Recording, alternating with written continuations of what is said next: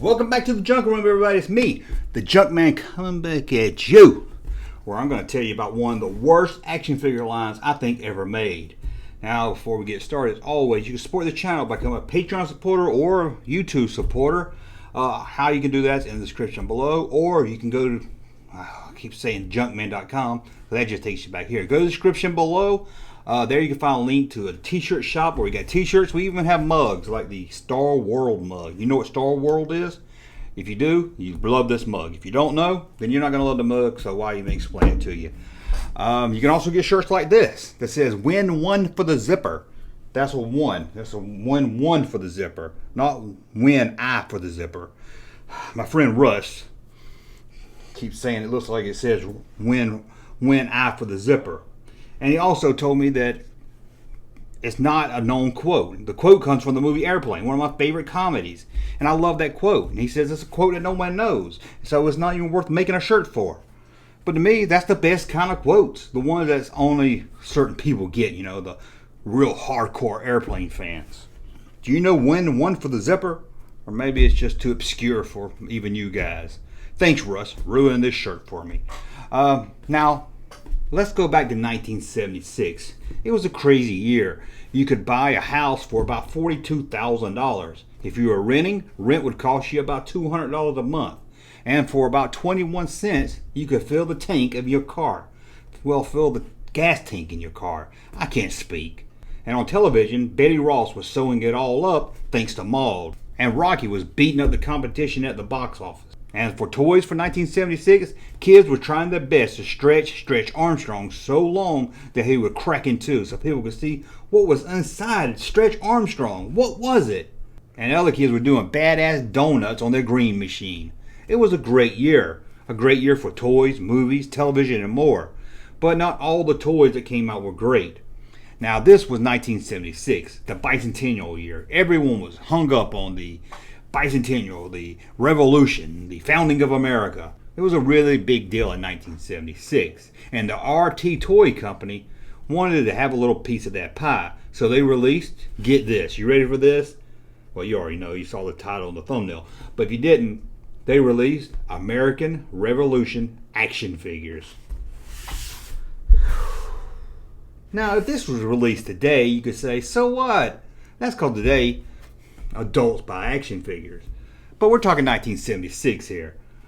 Wasn't no adults buying action figures. Now, okay, there might have been a small few set of people buying action figures, adults, but it wasn't mainstream like it is today.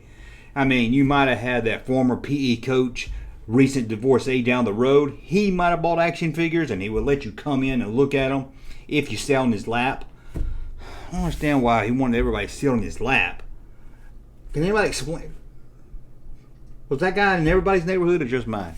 So not everybody collected action figures. So, okay, these were aimed at either kids or really, really obscure collectors or maybe some kind of history nerds.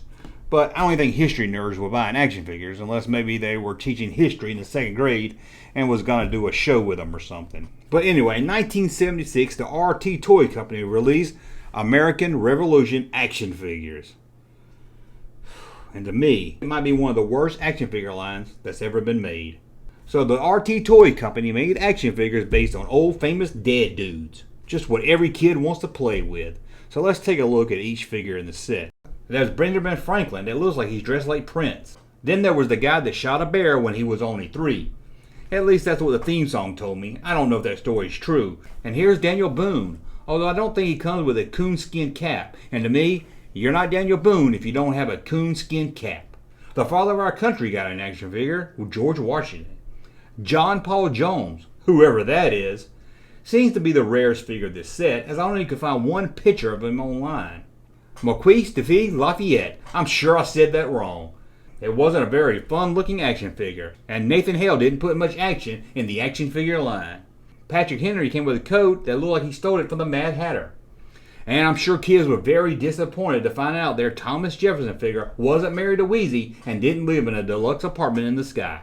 And to round out this action figure set was an action figure heard around the world, Paul Revere. Now each figure came in a box, and that box had a bio for who each figure was. A little history lesson with your action figures. Fun. I mean, if it's one thing kids want to do, is be educated while they play with action figures. Nobody likes educational toys. Nobody. Well, except maybe those homeschool kids. But that's a whole different breed of people.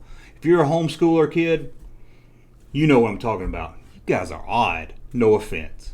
But I doubt any kids actually learned anything from reading this bio. Not anything they remembered anyway. I'm sure kids learn more about history from watching Schoolhouse Rock than they did buying these action figures and reading the little bio. Now, these figures probably could have been cool if they just did them a little different. If the Paul Revere transformed into the Declaration of Independence, or Benjamin Franklin transformed into the Mayflower.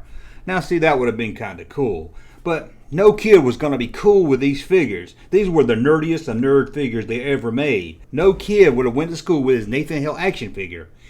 If he did, he would have came home with his Nathan Hale figure in a very tight hole.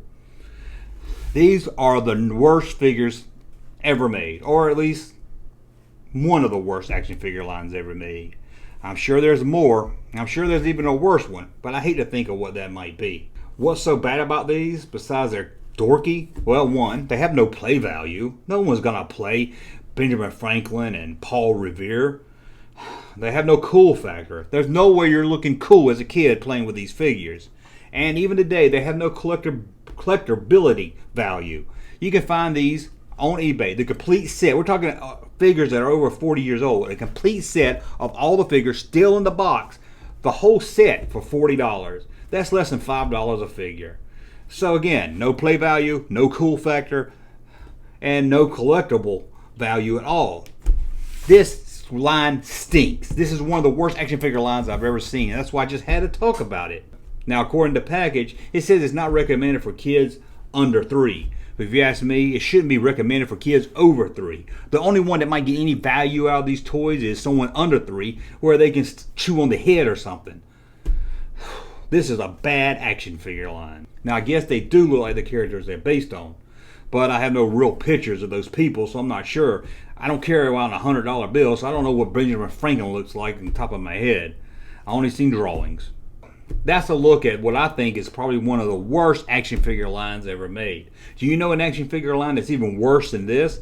Again, that has no play value. I mean, you can think of the worst, crabbiest looking line, but at least it probably has some kind of play value. This has no play value at all. Now, the only way I think this has any kind at all play value is if you had the Star Trek Mego figures.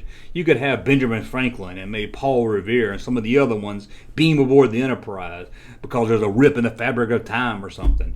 But that's really stretching the fun play value right there. Tell me in the comments below, what do you think might be worse than this action figure line? Hell, I would rather play with that Love Boat action figure line than this. This is nerdy beyond nerdy. Anyway, I want to thank you for watching. As always, please thumb up so you like my content, subscribe to the channel, and we'll talk again soon. Junkman. Thank you, sir, for that unsolicited testimony.